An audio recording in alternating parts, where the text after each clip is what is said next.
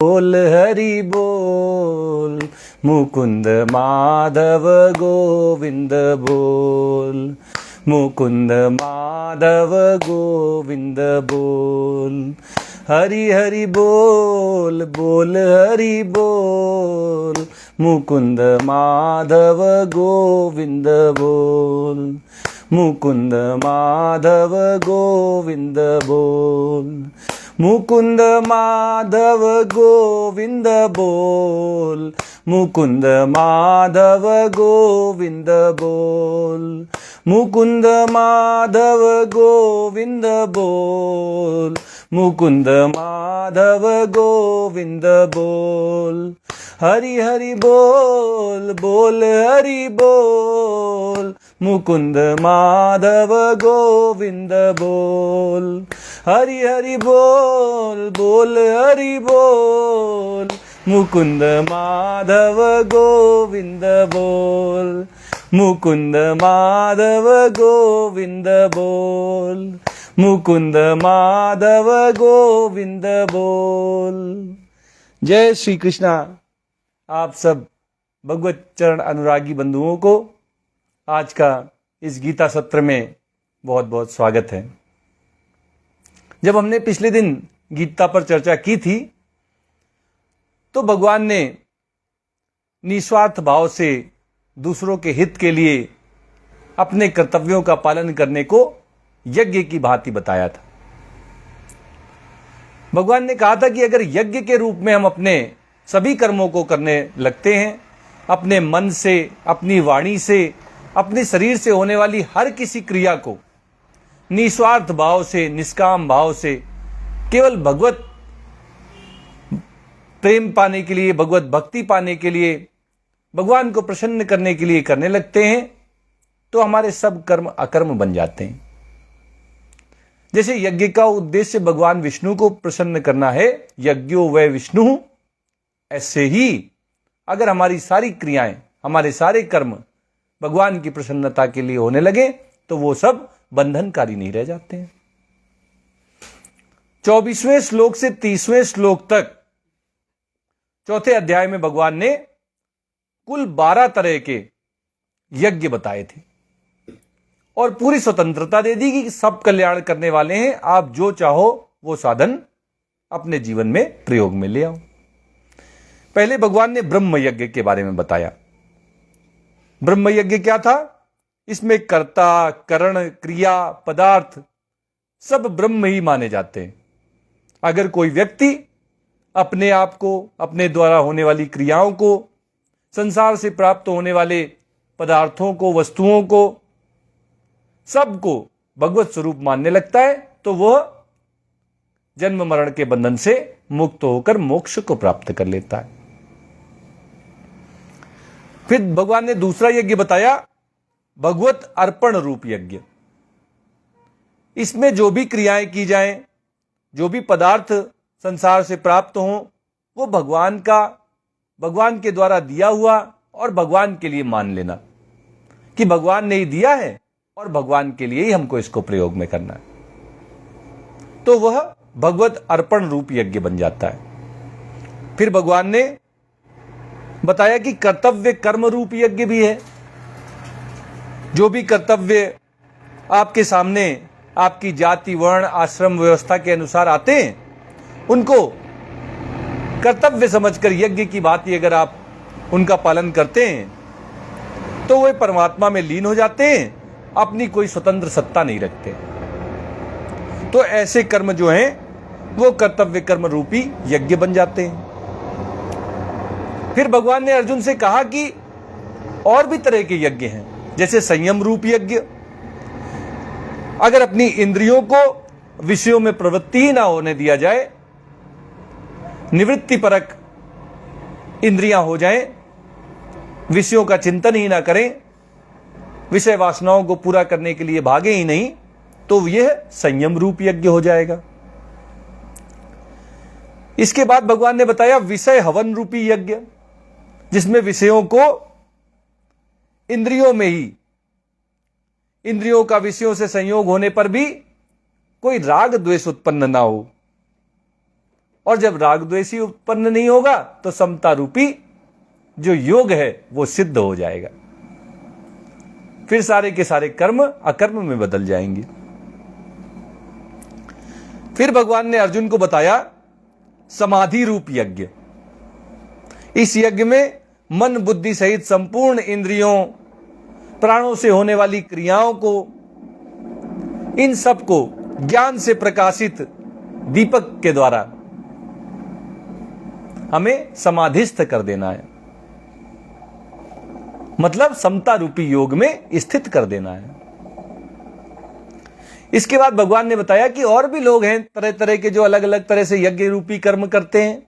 कोई द्रव्य यज्ञ करता है, दान देता है वस्तुओं का, पदार्थों का, गरीबों को, जरूरतमंदों को कंबल बांट देता है सर्दियों में, भंडारा करवाता है, तो ये द्रव्य यज्ञ हो गया। कोई तपो यज्ञ करता है, अपने शरीर को तपाता है, किसी भी तरह का भोग नहीं, किसी भी तरह का ऐश्वर्य नहीं, शरीर केवल बस चलता रहे इतना ही उसको प्रदान करता है। तप रख करता है, घोर तप करके वह भगवान को समर्पित करता रहता है, तो यह तप यज्ञ हो जाता है। यज्ञ में कार्य की सिद्धि, फल की प्राप्ति अप्राप्ति में एक समान भाव से रहें। समता अगर जीवन में आ जाए तो वह योग रूपी यज्ञ बन जाता है। अन्य प्रकार के योगियों के बारे में भगवान ने बताया कि वो स्वाध्याय रूपी ज्ञान यज्ञ करते हैं। जो स्वाध्याय रूपी ज्ञान यज्ञ है, इसमें भागवत का लोग पठन करते हैं, पाठन करते हैं और अपने मन से शास्त्रों में बताए गए मार्ग का अध्ययन करके उस मार्ग पर फिर चलना प्रारंभ करते हैं। तो ये स्वाध्याय ज्ञान रूपी यज्ञ हो जाता है। कुछ और जो साधक हैं वो प्राणायाम रूपी यज्ञ करते हैं। जो अष्टांग योग है वो उसके माध्यम से, और प्राणों के जो 5 प्रकार बताए गए हैं, प्राण अपान व्यान समान और उदान, रेचक कुंभक और पूरक करते हुए वे यज्ञ रूप में इन अपने प्राणों को भगवान को समर्पित करते रहते हैं। फिर जो सबसे अंतिम में भगवान ने बताया वो भी प्राणायाम रूपी यज्ञ था, जिसमें नियमित आहार करना था, आहार को संयमित करना था। जो पा रहे हैं वही खाए ले रहे हैं, जब तक पेट से बिल्कुल डकार ना निकल आए तब तक भरे ले रहे हैं। ऐसे नहीं, संयमित आहार, शरीर चलता रहे। ऐसा ना हो कि इतना कम खाया कि बैठे हैं भगवान का ध्यान करने और याद आ रहा है कि अरे रोटी खानी है, रसगुल्ला याद आ रहा है, जलेबी याद आ रही है। तो ये भी नहीं करना है। इतना भी भूखे नहीं रहना है कि केवल जो है वो खाने का ही चिंतन हो, और इतना पेट भी नहीं भर लेना है कि फिर उसके बाद आलस से निद्रा और प्रमाद में पड़ जाएं कि अब भाई अब तो कुछ नहीं कर सकते, अब फैल गए एकदम। इतना भर लिया है यहां गटाई तक कि अब हमारे पास बैठने की भी हिम्मत नहीं बची, अब तो बस लेट के सोना है हमको। तो आहार को संयमित करना है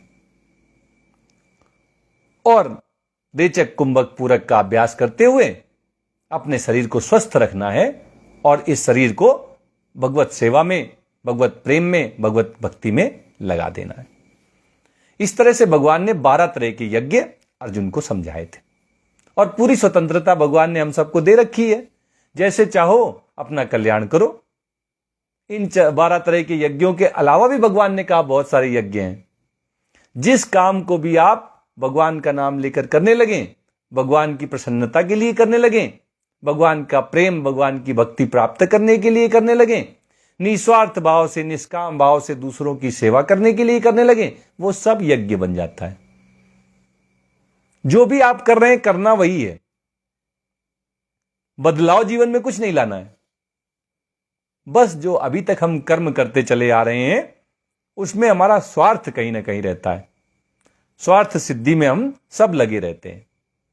वो स्वार्थ सिद्धि को हटा के समाज के लिए, सबकी भलाई के लिए, हमारे देश की तो यही परंपरा रही ना, यही संस्कृति रही है सर्वे भवन्तु सुखिनः, सर्वे सन्तु निरामया, सर्वे भद्राणि पश्यन्तु, मां कश्चित् दुख भाग भवेत्। यही तो हमारी संस्कृति है ना, सबका कल्याण हो, सब निरोगी हो, सबका कल्याण हो, सबका भला हो, सब आगे बढ़ें। सबके हित में अपना हित है। सर्वजन हिताय सर्वजन सुखाय। जब हम अपने जीवन को ऐसे जीना प्रारंभ करते हैं तो हमारे द्वारा होने वाली सभी क्रियाएं अपने आप यज्ञ में बदल जाती हैं। हमको कोई हवन कुंड नहीं तैयार करना पड़ता है, उसमें घी और हवन सामग्री की आहुति नहीं देनी पड़ती है। जो कुछ भी हम करेंगे सब यज्ञ बन जाता है। यही भगवान अर्जुन को मार्ग इस अध्याय में सिखा रहे हैं। आगे भगवान अर्जुन से कहते हैं कि अगर यज्ञ रूप में अपने जीवन को जीते हैं तो उसका फायदा क्या है? कुछ लाभ दिखाई दे तभी तो आप ऐसे जीवन जिएंगे। तो वो लाभ क्या है भगवान को बताते हैं, भगवान अर्जुन को बताते हैं कि लाभ क्या है यज्ञ रूप से कर्मों को करने से, और नहीं करोगे तो हानि क्या है। मतलब अन्वय और व्यतिरेक दोनों रीतियों से भगवान यज्ञ रूप में कर्मों करने की महिमा बता रहे हैं। कैसे बता रहे हैं? यज्ञ शिष्टामृत भुजो यान्ति ब्रह्म सनातनम, नायम लोकोस्त्य यज्ञस्य कुतोन्यः कुरु सत्तम। भगवान कह रहे हैं यज्ञ शिष्ट अमृत भुजो यान्ति ब्रह्म सनातनम।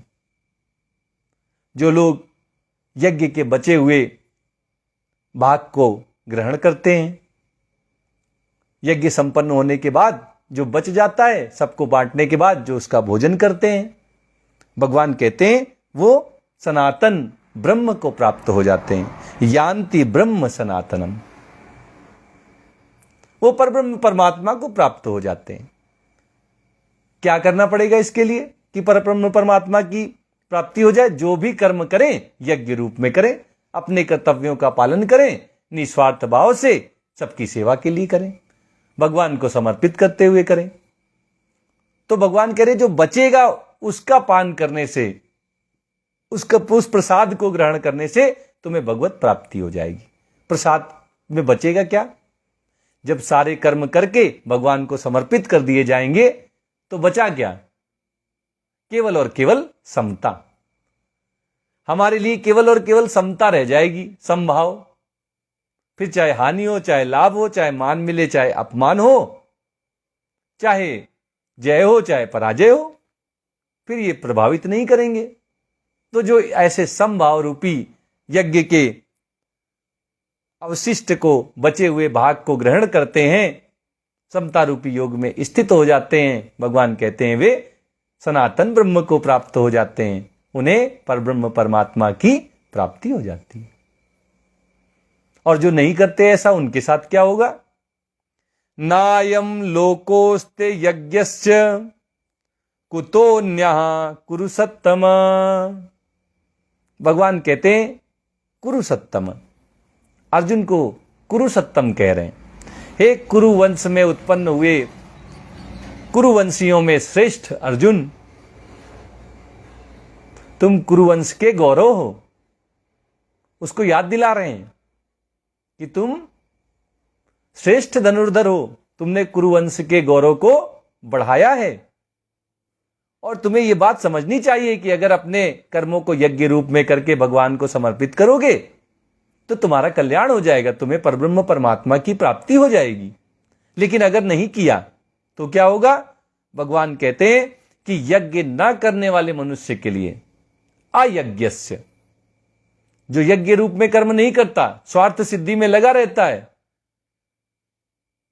केवल और केवल अपना भला सोचता है, दूसरों का भले ही काम बिगड़ जाए, ऐसे व्यक्ति के लिए भगवान कह रहे हैं न अयम लोका, न तो मनुष्य लोक में क्या सुख, न तो इस मनुष्य लोक में सुख है, और अन्य कुतः, फिर और कहीं कैसे मिल जाएगा जब उसको मनुष्य लोक में ही सुख नहीं मिलेगा। मतलब परलोक की तो बात छोड़ दो, इस लोक में, इस धरती पे, इस मनुष्य लोक में भी उसको सुख नहीं मिलेगा। स्वार्थी आदमी को आपने सुखी देखा क्या? स्वार्थी आदमी कभी सुखी रह ही नहीं सकता। क्यों? स्वार्थ के वस्तु वो तो दूसरों के काम बिगाड़ता है, दूसरे उसको गाली देते रहते हैं, कोई उसका भला तो नहीं सोचता, सबकी बद्दुआएं उसको लगती हैं। और बद्दुआ लेके किसका भला होता है? कौन सुखी होता है? हो सकता है उसके पास पैसे ज्यादा हो जाएं, लेकिन फिर शरीर जो है वो रोगी हो जाएगा। पहला सुख निरोगी काया, और उसके बाद आती है माया। माया तो खूब आ जाए और शरीर जो है वो स्वस्थ ना रह जाए, तो ऐसा लगेगा कि अरे सब माया बेकार है। 56 भोग सामने रखे हो और पेट में गड़बड़ हो, तो 56 भोग अच्छे लगेंगे क्या? ऐसे लगेंगे हटाओ यार इनका, बिल्कुल हटाओ सामने से, क्योंकि अब पेट की पाचन शक्ति तो खराब चल रही है, वो 56 भोग किस काम की? ऐसे ही जब शरीर स्वस्थ नहीं है तो माया किस काम की? और जब समता ही नहीं है तो हानि होगा तो दुखी हो जाओगे, कोई अपमान कर जाएगा तो दुखी हो जाओगे, कहीं हार गए तो दुखी हो जाओगे, दुखी रहोगे, फिर सुखी नहीं हो सकते। और जब इस संसार में ही सुखी नहीं हो पा रहे हो तो परलोक की तो बात ही छोड़ दो। तो अगर हम यज्ञ रूप में जीवन जीते हैं, कर्मों को कर्तव्य की भांति भली भांति पालन करते हैं, तो हम गृहस्थ में रह के भी भगवत प्राप्ति कर सकते हैं। यह भगवान का वचन है। भगवान गारंटी ले रहे हैं इस बात की। संन्यास लो चाहे ना लो, चाहे जंगल में जाओ चाहे ना जाओ, घर में बैठो आराम से अपने बीवी बच्चन के साथे रहो, माता पिता की सेवा करो, सब कुछ वैसा का वैसा चलता रहेगा जैसे आप कर रहे हैं। रोज नौकरी करने जाओ, अपने व्यवसाय पे जाओ, खेती करो, जो मर्जी सब करो, लेकिन ध्यान ये रहे कि जो भी कर्म मैं कर रहा हूं वो भगवान की प्रसन्नता के लिए कर रहा हूं, समाज की सेवा के लिए कर रहा हूं। तो फिर सारे कर्म अकर्म हो जाएंगे और आपको भगवत प्राप्ति हो जाएगी। इसकी गारंटी कौन ले रहे हैं? परम पिता परमेश्वर भगवान श्री कृष्ण ले रहे हैं। तो बोलिए भगवान श्री कृष्ण की जय। आगे भगवान अर्जुन को समझाते हैं, एवं बहुविधा यज्ञा वितता ब्रह्मणो मुखे कर्मजान विद्दितान सर्वान एवं ज्ञात्वा विमोक्षसे। भगवान कह रहे हैं कि देखो बहुत तरह के ये यज्ञ, अभी 12 तरह के यज्ञ जो बताए थे भगवान ने, उन्हीं के बारे में कह रहे हैं कि बहुत तरह के यज्ञ वेदों की वाणी में, ब्रह्मणों मुखे, ब्रह्म के मुख से क्या निकले? वेद। कहते ना ब्रह्म ने ही वेदों को प्रकट किया, तो वेद कहां से निकले? ब्रह्मा जी के मुख से। तो वही भगवान कह रहे हैं ब्रह्मणों मुखे, ब्रह्मा जी के मुख से निकले हुए वेदों की वाणी में तरह तरह के यज्ञ बताए गए हैं। उद्देश्य भगवत प्राप्ति, भगवान को प्रसन्न करना, भगवान का प्रेम और उनकी भक्ति प्राप्त करना। जैसे चाहो, जो चाहो यज्ञ कर लो। तरह तरह के यज्ञ भगवान ने बताए अपनी अपनी सुविधा के अनुसार, जिसमें तुम्हें अच्छा लगे, जो करना सरल साधन लगे, वो सब करो, कल्याण सबसे होगा। गारंटी भगवान श्री कृष्ण ले रहे हैं, गीता में उपदेश दे रहे हैं।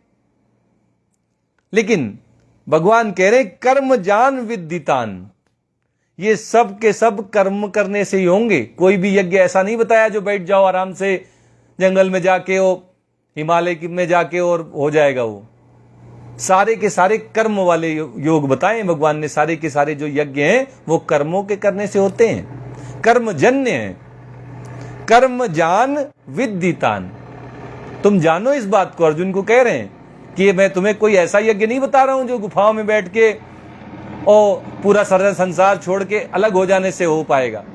ये मैं तुम्हें वो यज्ञ बता रहा हूं जो तुम गृहस्थ रहते हुए भी कर सकते हो। कोई भी ऐसा यज्ञ नहीं बता रहा हूं जिसके लिए संन्यास लेना बड़ा जरूरी होगा। जहां हो वहीं उसी अवस्था में ये यज्ञ किए जा सकते हैं।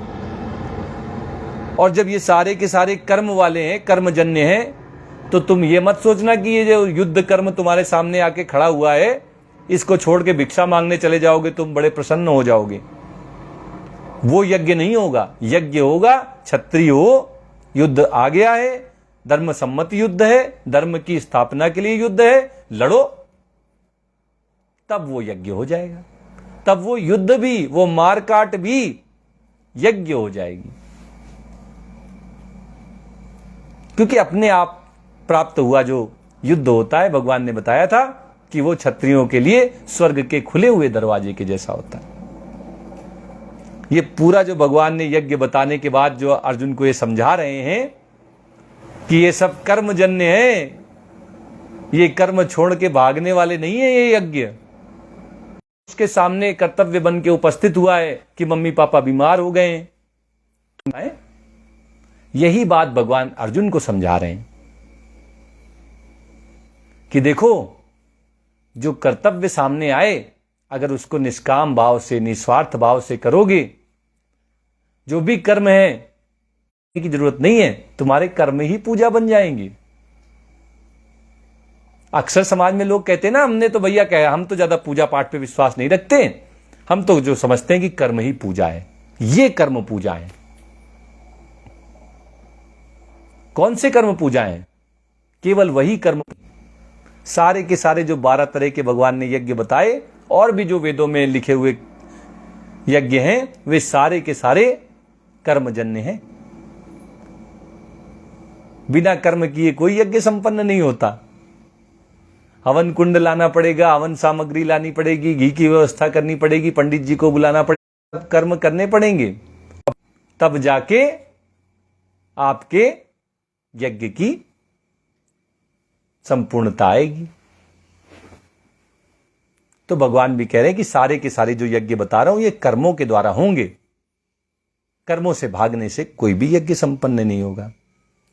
एवं ज्ञात्वा विमोक्ष से, जो इस बात को जान जाते हैं वो मोक्ष को प्राप्त हो जाते हैं। जान जाने का मतलब क्या है? अपने जीवन में उतार लेते हैं। गीता का प्रवचन सुन लिया कि हाँ भाई यज्ञ रूप में कर्म करना है, और जैसे ही गीता बंद हुई और बस लग गए स्वार्थ सिद्धि में। बोले जान तो सब लिया, भगवान ने कहा था कि ज्ञान हो जाए तो समझ लेना कि मोक्ष तो मिल जाएगा, तो आप किस लिए? ज्ञान तो हो ही गया, काम वही करेंगे पुराने, अपने लिए, स्वार्थ सिद्धि के लिए, तो बात नहीं बनेगी। जान लेने का मतलब है अपने जीवन में उतार लेना। जब आचरण में लाएंगे तभी वो मोक्ष दिलाने वाले होंगे। खाली पढ़ लेने से, सुन लेने से काम नहीं होगा। गीता की महिमा तभी है सार्थक जीवन में, जब उसको जीवन में उतारा जाए। और कोई भी ग्रंथ हो, कोई भी बात हो, जब तक जीवन में परिवर्तन नहीं लाएगी, तब तक वो बात दो कौड़ी की। आगे भगवान अर्जुन को समझाते हैं, श्रेयान द्रव्यमयाद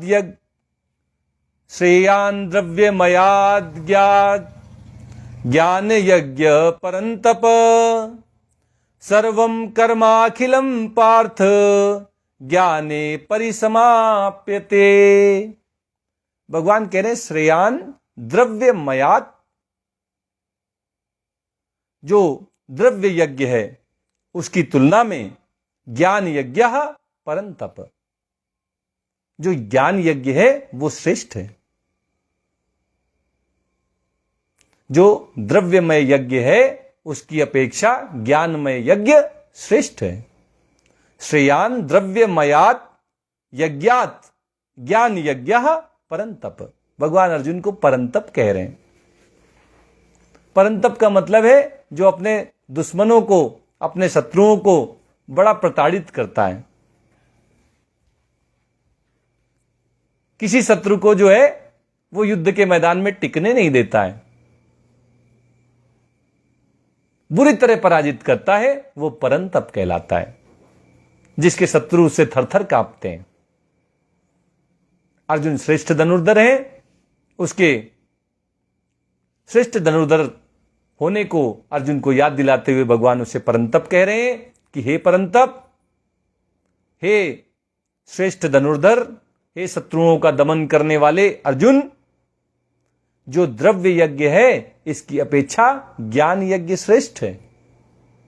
श्रेयान द्रव्यमयात यज्ञात ज्ञान यज्ञ परंतप। ज्ञान यज्ञ श्रेष्ठ है। ज्ञान यज्ञ में क्या बताया था, द्रव्य यज्ञ में क्या बताया था? द्रव्य यज्ञ है वस्तुओं पदार्थों से किया जाने वाला यज्ञ, जैसे दान देना, किसी गरीब को भोजन करा देना, किसी जरूरतमंद को सर्दियों में कंबल दान कर देना, जिसके पास जो सुविधा नहीं है उसको वो सुविधा प्रदान कर देना, वो पदार्थ प्रदान कर देना, वो वस्तुएं दे देना, ये द्रव्य यज्ञ है। और ज्ञान यज्ञ क्या है? ज्ञान को अपने जीवन में उतार लेना। शास्त्रों ने जो कहा है करने के लिए वो अपने जीवन में करना, शास्त्रों ने जिसे करने से मना किया है उसको अपने जीवन से बिल्कुल हटा देना, ये ज्ञान यज्ञ है। ज्ञान के द्वारा सही और गलत का अपने जीवन में सही को लागू कर लेना और गलत को नहीं लागू करना, उसको अपने जीवन में बिल्कुल बेकार समझकर हटा देना, उसका त्याग कर देना, यह ज्ञान यज्ञ है। तो भगवान कहते हैं वस्तुओं से किए जाने वाले यज्ञ की अपेक्षा ज्ञान से किया जाने वाला यज्ञ श्रेष्ठ है। क्योंकि जब हम वस्तुएं दान करते हैं तो हमारे हाथ काम आते हैं, हाथों से दान होगा, लेकिन जो ज्ञान यज्ञ है वो हमारे मन हमारी बुद्धि से होगा। और मन भगवान ने पहले ही बता दिया कि इंद्रियों से श्रेष्ठ है और बुद्धि मन से श्रेष्ठ है। तो इस तरह जो ज्ञान यज्ञ है वो द्रव्य यज्ञ से श्रेष्ठ हो जाता है। सर्वम कर्माखिलम पार्थ ज्ञाने परिसमाप्यते। जितने भी कर्म हैं वे सब के सब ज्ञान में, जब तत्व ज्ञान हो जाता है तो उसमें परिसमाप्यते, भली भांति उसमें विलीन हो जाते हैं, उसमें समाप्त हो जाते हैं। फिर कर्म करने का और कर्म ना करने का कोई कारण नहीं रह जाता। ज्ञान हो गया, जीवन में लागू कर लिया कि हमें समभाव से रहना है, सुख आए दुख आए, हानि हो लाभ हो, जीत हो हार हो, हमको जरा सा भी विचलित नहीं होना है। यह ज्ञान हमने अपने जीवन में लागू कर लिया। अब इसके बाद हम कोई भी कर्म करें, कोई भी क्रिया हमारे द्वारा हो, मन से हो, वाणी से हो, शरीर से हो, क्या फर्क पड़ता है? हमें तो कोई विचलित नहीं कर पाएगी। तो सारे के सारे कर्म क्या हुए? समाप्त तो हो गए, अकर्म बन गए। जो कर्मों में बंधनकारी जो दुर्गुण थे वो समाप्त हो गए। ना हमने पुण्य के लिए कर्म किया ना पाप के लिए कर्म किया, तो सारे के सारे कर्मों का प्रयोजन ही खत्म हो गया। यही बात भगवान अर्जुन से कह रहे कि सारे के सारे कर्म समाप्त हो जाते हैं ज्ञान में आके। यह ज्ञान की महिमा है कि वो द्रव्य से, पदार्थों से, वस्तुओं से श्रेष्ठ है। क्योंकि गीता का उद्देश्य हमारे अंदर परिवर्तन लाने का है, बाहरी जगत में परिवर्तन लाने का नहीं है। गीता तो कहती है कि बाहर जो भी परिवर्तन होते हैं वो सब संसार के परिवर्तन है, प्रकृति के परिवर्तन है, और प्रकृति तो हमेशा से परिवर्तनशील ही रही है। जो हमेशा से परिवर्तनशील रही है, हमेशा परिवर्तनशील रहेगी और आज भी परिवर्तनशील है, तो उसमें बाहर तो आप क्या करोगे? जैसे जैसे कहते ना, जो नदी बह रही है, अगर उसके साथ कोई वस्तु धारा की दिशा में होते बहुत दूर निकल जाते। हम भी बहुत दूर निकलने के लिए आए हैं। हमारा उद्देश्य परमपिता परमेश्वर भगवान श्री कृष्ण की प्राप्ति है। भगवान का भजन करके, भगवान की भक्ति करके, भगवान के प्रेम में मग्न होकर हमें परमपिता परमेश्वर भगवान श्री कृष्ण को प्राप्त करना है। लक्ष्य तो ये है। तो अगर हम इस लक्ष्य को प्राप्त करना चाहते हैं तो भगवान ने उपाय भी बता दिया कि हमको यज्ञ रूप में कर्म करने हैं। तो धारा जो है वो सेवा की धारा है, प्रेम की धारा है, स्वार्थ की धारा नहीं है। अगर आप स्वार्थ रूपी विपरीत दिशा में आप चलेंगे तो फिर आपकी मेहनत व्यर्थ चली जाएगी। आप इस जन्म मरण के चक्र में ही बंधे रह जाएंगे और कहेंगे हम तो आए थे पार लगने, मनुष्य का जन्म मिला था और पार ना हो पाए।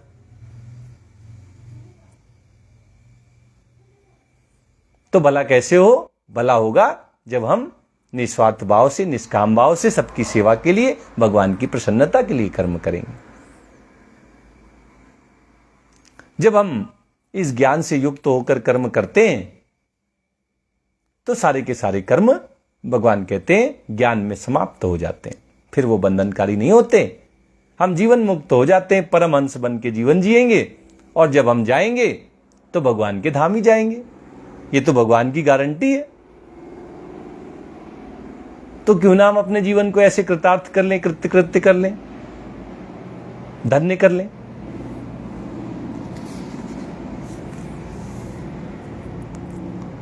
आगे भगवान अर्जुन से कह रहे हैं, तत्विद्धि प्रणिपातेन परिप्रश्नेन सेवया उपदेक्षन्ति ते ज्ञानम ज्ञानिनः तत्वदर्शिनः। तो भाई ये द्रव्य यज्ञ से जब ज्ञान यज्ञ श्रेष्ठ है तो ये ज्ञान यज्ञ कैसे पूरा होगा? ज्ञान कैसे पाओगे? एक उपाय तो भगवान ने बता दिया कि स्वाध्याय से ज्ञान मिल जाएगा। किताबें उठाओ, गीता पढ़ो, भागवत पढ़ो, रामचरितमानस का अध्ययन करो, नियमित रूप से करो तो ज्ञान प्राप्त हो जाएगा। वेदव्यास जी ने जो इतने बढ़िया बढ़िया हम लोगों को जीवन को धन्य बनाने के साधन शास्त्रों के रूप में उपलब्ध कराए, इनमें किसी एक को चुन लो, गुरु बना लो वेदव्यास जी को कि आपने लिखा है, आप ही हमारे गुरु हैं, और नैया पार लग जाएगी। आप कहें भगवान हम तो पढ़ ही नहीं पाते, संस्कृत नहीं आती हमको, कैसे हम पढ़ेंगे वेदव्यास जी के सारे ग्रंथ? गीता कैसे पढ़े? संस्कृत नहीं आती, कुछ समझ में नहीं आता, हमसे तो पढ़ाई नहीं हो पाएगी, हमने कभी पढ़ाई नहीं। इतना ही पढ़े लिखे होते तो नौकरी ना कर रहे होते। अगर मन में ऐसी बातें आ रही तो उसका उपाय भगवान यहां बता रहे हैं कि फिर ऐसा करो, गुरु की शरण में चले जाओ। गुरु की शरण में मत जाना, गुरु की शरण में जाना पानी पियो छान के और गुरु करो जान के। ज्ञान पाने के लिए गुरु के पास जा रहे हो, लेकिन पहले जान लो कि गुरु देगा ज्ञान या खाली बस हमें जो है चूना ही लगाएगा।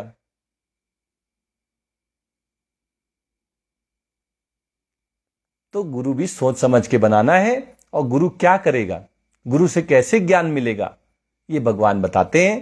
कहते हैं तत्विद्धि प्रणिपातेन,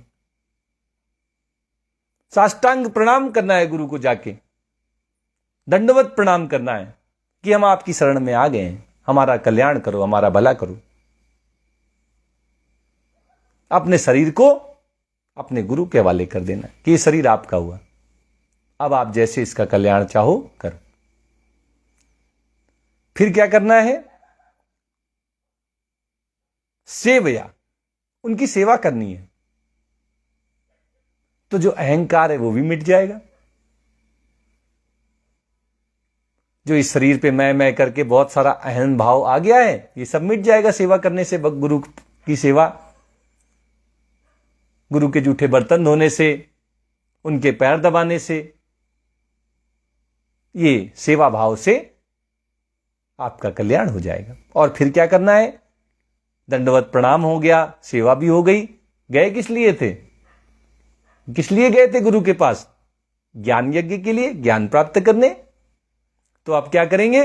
परिप्रश्नेन, उनसे प्रश्न पूछेंगे, अपनी जिज्ञासा को विनीत भाव से, विनम्रता पूर्वक गुरु के से कहेंगे कि प्रभु हम ये जानना चाहते हैं, हे गुरुदेव, हे सदगुरु, मैं आपके पास ये जानने की इच्छा से आया हूं, मुझे इसका उपाय बताएं, मुझे ज्ञान दें। जब इस तरह हम दंडवत प्रणाम करके, सेवा करके, अपनी जिज्ञासा बड़ी विनम्रता से, विनीत भाव से गुरु से कहते हैं, गुरु जी के सामने अपनी जिज्ञासा को रखते हैं, तो भगवान कहते हैं उपदेक्षन्ति ते ज्ञानम, तो वो ज्ञान का उपदेश देते हैं। सदगुरु बड़े कृपालु होते हैं,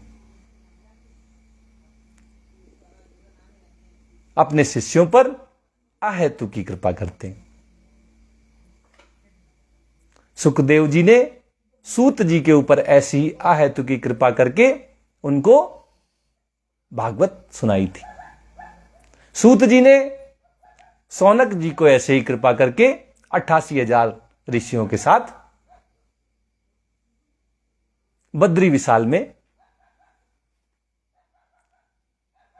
भागवत सुनाई थी। तो गुरु कृपा करते हैं। गुरु के पास कुछ सीखने के लिए जाना है तो पहले उनको अपना शरीर सौंपना है, दंडवत प्रणाम करना है, उनको साष्टांग प्रणाम करना है, फिर उनकी सेवा करनी है। सेवा से हमारा जब हृदय निर्मल हो जाएगा तो भगवान हमें ज्ञान, सदगुरु हमें, जब हम उनसे अपनी जिज्ञासा व्यक्त करेंगे तो वो हमको उपदेश देंगे उस ज्ञान का। किस ज्ञान का? जिससे हमारा कल्याण हो जाएगा, जिसे हम यज्ञ रूप में आचरण करके परमपिता परमेश्वर भगवान श्री कृष्ण को प्राप्त कर लेंगे। लेकिन वो गुरु कैसा हो, यह भी भगवान बता रहे हैं कि जाके प्रणाम कर दिया, सेवा भी कर दी, जिज्ञासा भी व्यक्त कर दी और पता लगा गुरु है ही नहीं इस लायक, तो पहले जान के जाना क्या? ज्ञानी ना, गुरु ज्ञानी है।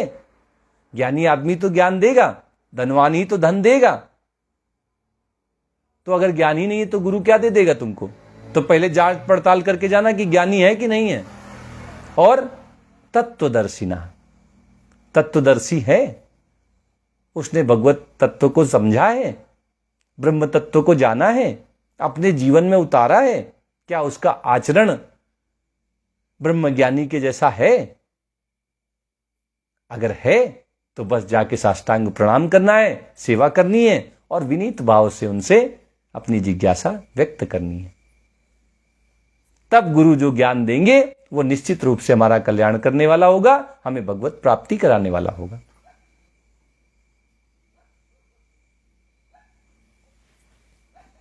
आज की गीता का प्रवचन यहीं तक होगा। कल गुरु से प्राप्त होने वाले ज्ञान की महिमा का वर्णन किया जाएगा। आइए एक भजन करते हैं और आज के इस सत्र को संपन्न करते हैं।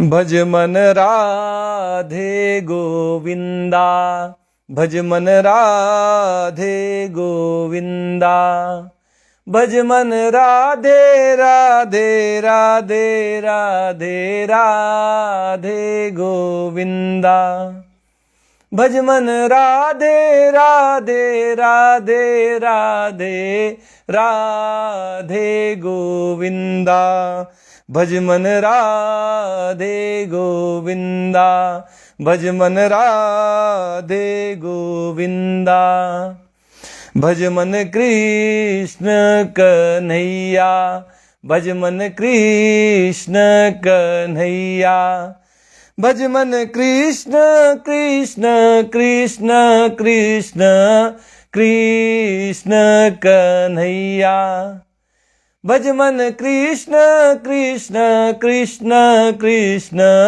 कृष्ण कन्हैया, भज मन कृष्ण कन्हैया, भज मन कृष्ण कन्हैया।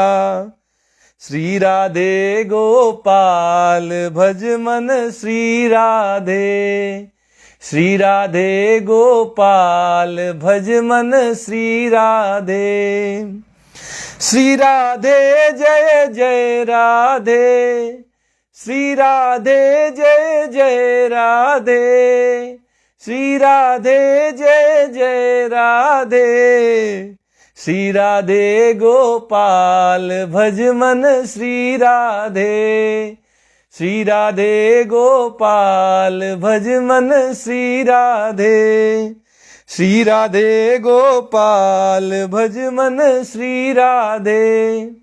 जय श्री कृष्णा, जय श्री कृष्णा, जय जय श्री राधा कृष्णा।